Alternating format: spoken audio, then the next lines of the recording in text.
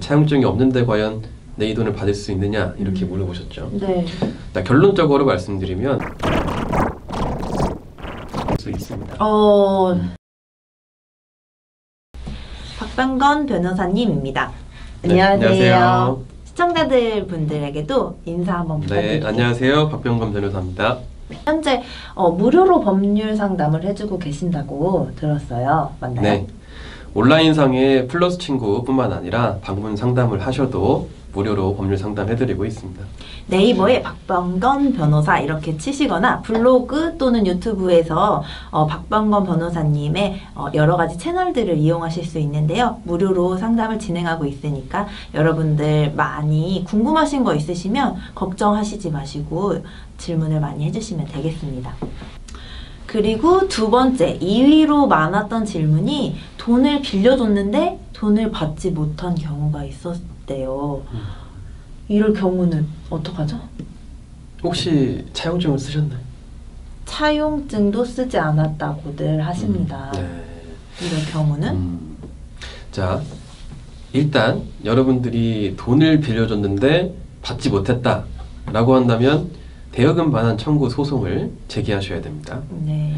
자, 그런데 방금 말씀하신 대로 차용증을 썼을 경우하고 쓰지 않았을 경우가 차이가 있느냐 이렇게들 많이 물어보세요. 네. 방금 차용증이 없는데 과연 내 이 돈을 받을 수 있느냐 이렇게 물어보셨죠. 네.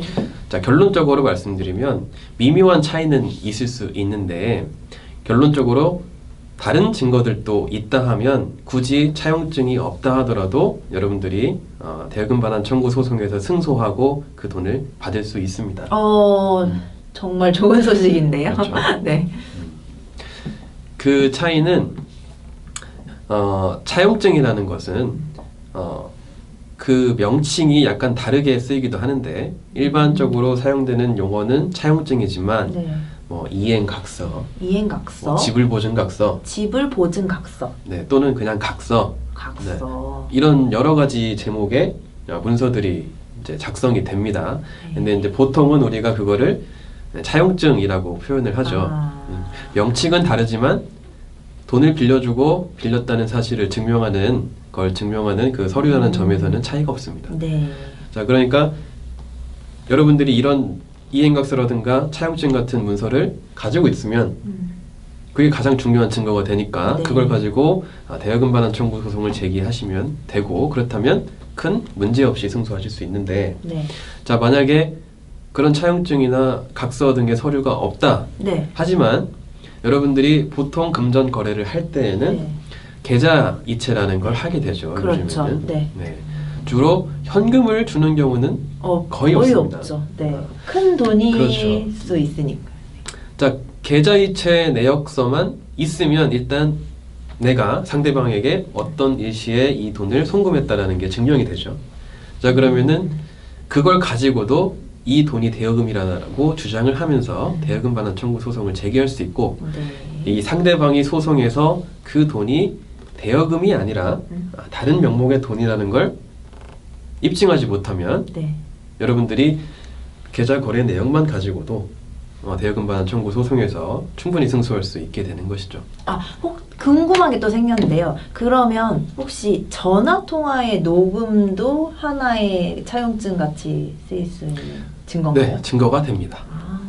자, 간접 증거라고들 하죠. 자, 아까 차용증 또는 계좌 거래 내역서는 이 어떤 일시에 내가 돈을 상대방한테 빌려줬다는 직접적인 증거가 됩니다. 네. 그렇죠? 돈이 오간 내역과 네. 그걸 확인하는 서면이기 때문에. 네. 자, 그런데 통화를 하거나 아니면 요즘 메시지나 카톡 주고받으면서 많이들 대화를 하시는데 네. 이 과정에서 어떤 일시에 이 돈을 주고받았다는 점에 대해서 서로 대화를 한다거나 네. 돈을 빌려줬는데 왜 갚지 않냐? 미안하다, 내가 조금 뒤에 갚겠다. 이런 대화 내용이 있다면 이 일시에 본인이 주장하는 것처럼 이 돈을 상대방한테 빌려줬다는 사실이 네. 간접적으로나마 증명이 되지 않습니까? 네. 그러니까 이런 증거로도 대여금 반환 청구 소송을 진행하기에 무리가 없는 것이죠. 추가로 궁금한 사항이 있는데요. 네. 돈을 빌려주고 그 사람이 여태까지도 갚지 않아요. 근데 주변에서 그건 사기죄로 고소를 할 수 있다. 이렇게 듣는 경우가 많은데 이게 맞나요? 일단 이 사기죄라는 것은 형법 제347조에서 규정을 하고 있는 죄입니다. 이 사람을 기망해서 재물을 편취했을 때 성립하는 범죄인데, 제가 받는 상담 중에 정말 많이들 궁금해하시는 내용 중에 하나가 바로 네, 돈을 맞아요. 빌려줬는데 못 받았는데 이게 사기가 되느냐 안 되느냐, 그 질문이거든요. 이게 결론부터 말씀드리면 될 수도 있고 안 될 수도 있습니다. 자, 사기죄가 성립을 하려면 네. 처음에 그 상대방이 돈을 빌릴 당시에 네. 변제할 의사와 능력이 없었을 때, 네. 또는 둘 중에 하나가 없었을 때 이 사기죄가 성립이 될 수 있습니다.